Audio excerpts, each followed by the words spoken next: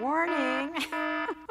Hi, my name is Jill. You are here at Road Culture Rules, where the idea is movement is life. And if you spend any time with me, you know that my philosophy is that the best plan you can have is a mobile one.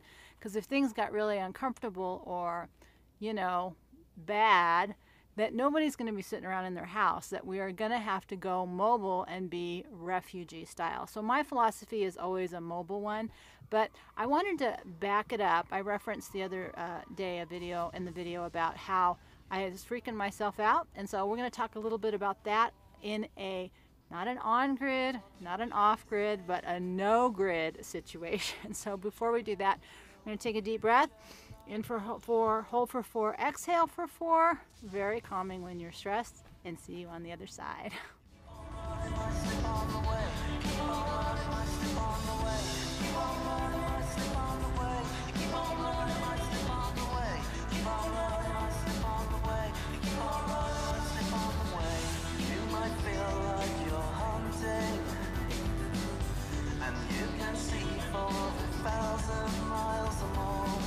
So the reason I'm talking about this is really a personal one, and because I am in the process of trying to figure out what I want to do with some of my stuff. I know how many times have I talked about that.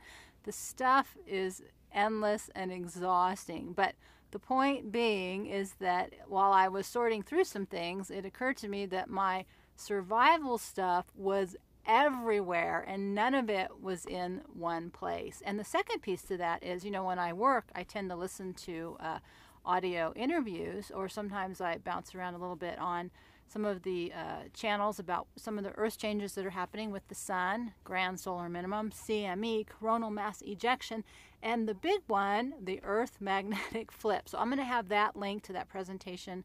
It's by Ben Davidson from Suspicious Observer below. It's about an hour, and while I've watched some of his shorter series, this is the first time I watched the whole one all together, and listening to it, it just sort of re-emphasized the fact that I have not kept up a good get up and go plan. Now, I have written a little booklet here, I guess we'll put on a how to walk away, because again, my philosophy is how to prepare best is to be able to walk away, because the reality is if there's any kind of long-term survival type situation, you aren't going to be staying at your house. None of us are equipped to live within our homes for an extended period of time, with very, very few exceptions. We have to have water. Even without electricity, we have to have medical care. There's just a lot of stuff that goes into producing food and living situation stuff. So my idea is always to prepare for mobility, and the rest will kind of sort itself out. Because if there's any kind of short-term situation where the power goes out for the birds are flying by, the power goes out for a little bit, not such a big deal. So why am I talking about no grid versus off grid or on grid? And most people, especially if they're living in some kind of mobile unit, have really invested a lot of time in researching how to be off grid. But most people, if you watch their videos, they're just reworking the same wheel about how to live in a mobile off-grid situation as if you had electricity. And the truth is, if you know anything about how our electrical system is set up, is one good chunk and the whole thing blows out. And the transformers that you need to actually keep the grid up and running, there's no way to replace those. Those take the backlog on trying to get enough transformers to really get everything back and up and running is wildly unrealistic to expect electricity to go back on if we have some kind of mass event. Now, I'm not going to explain all the science to you because that is not the purpose of my channel. We've already identified I am not an expert on that. So link below. You can look that stuff up yourself. But what I do know is I know people. I know how to live small, and I also know how to live very simply. So one of the other reasons I'm bringing this up is one of the comments was about don't let negative information come into you. And that is a school of thought, right? To stay calm and to stay peaceful, keep your vibration up, is to not allow negativity into your awareness or your environment. And I agree with that to a degree, but here's where I differ I think, for most people who study any kind of non-physical law at all, is that, I started to ask that question when I looked at the movie 7 Years in Tibet, multiplied by 1,000 other examples, that you can be an incredibly happy, loving, peaceful people and still get invaded and have bad things happen. So the question I came away with was, what is it about bad information that we're supposed to stay away from? How are we supposed to balance what we need to know? And also, when is it polluting us as a person or consciousness? And so the balance that I've learned to deal with, and this is my own personal experience and philosophy, is that, as you know, I'm big into responsibility and freedom. For me, freedom is the ability to make a choice and live with that consequence. And one of the things I've learned living so without hardly anything modern is that whose responsibility is it to provide for us? And I talk about that a lot in the other book, the Survival Solution Workbook. Whose responsibility is your survival? Who's responsible for your food? Who should be responsible for your water? Most of us in Western civilization are living on the backs of other people who are working very hard. It doesn't mean that we shouldn't have a comfortable lifestyle, and we should not evolve into a way where everybody becomes uplifted. But in the process of not paying attention to the simplest of things, our food is poisoned, our water is poisoned, our air is poisoned, our healthcare system doesn't really take care of us, our government has run amok, right?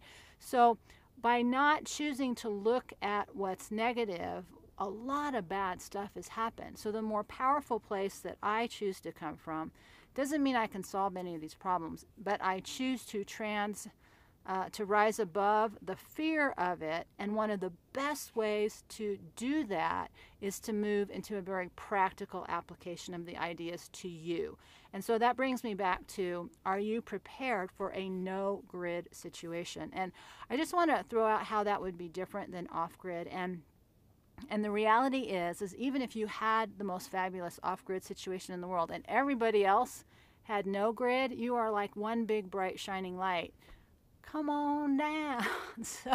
So even though we think we need all of this electronic equipment and lifestyle to keep us going, I'm reminded continuously out here on the prairie that most people just traveled on a horse. These guys went on a horse with just a bedroll and a gun, and that was about it. Oh, I just got myself banned again. So anyways, the reality is that most of us are still thinking off-grid in terms of how much electrical comfort we can still have. I want 24 hours of light at a fingertip. I want power to run my tools and my equipment. I want refrigeration to keep my food healthy. I want a freezer because I want ice cubes in the summer when it's hot. That's really nice, let me just tell you. Because I think I told you I went a whole year without a refrigerator. But part of all this has been personal training, not just about experiencing discomfort or a different way to do things, but it's a personal challenge, like how would I live if I didn't have electricity? And it will be really hard. I've got news for you. Even around here, the wells are several hundred feet deep in some places. So without electricity, no water is going to come up from the ground. So I can't stay here. The cows can't stay here. Where are you going to go? And most of us don't want to think about that because it's so overwhelming. And that comes into the mental or the psychology of it. And that can be very fear-producing, and then that produces that negative stress response. So no, there is going to be no perfect preparation or plan for your no-grid situation. But what I suggest, and this is what I like to do, is I don't have enough money or space to plan for everything. I can't do, that's sort of the Western American way. If you have a problem, you buy your solution. So it's a product or a service that somebody else does for you. So my thinking, because without money, has had to shift quite radically in terms of how do I do it manually, how can I do it myself, and what can I go without? And that is a way more realistic way to approach a no-grid situation, and stop thinking about what kinds of stuff you need and shift. What kind of skills do I need? What kind of basic tools will allow me to do almost everything? What can I just carry on me versus trying to store and plan, a lot of different kinds of things. And so, it's the principles, not the products themselves, that are of the real value. So that's just a little bit of planting a seed about a no-grid situation, because if you really are looking at the science of all this, it's a very distinct possibility, and it may or may not happen in our lifetime. The only good thing about getting older is you're closing that window when something catastrophic may happen. But we can't live in fear of the catastrophe. But part of being human is to take responsibility for our own survival, because nothing else in nature that's not domesticated waits for someone else to come feed them, shelter them, clothe them, rescue them, keep them safe. It just doesn't happen. So I think that's a big question we need to ask ourselves, is what part of our life are we responsible for, and what do we need to be paying attention to? You don't have to stay with the fear-mongering, which is what, these videos often do, is they just keep you in the scary place. Oh, that is not good for you. But real information is power, and the ability to know that there might be changes coming allows you to think about it in a brand new way, which is never a bad thing. So that's just a conversation I'm having here. The rabbits are running back and forth. Yes, they will get eaten if things go bad.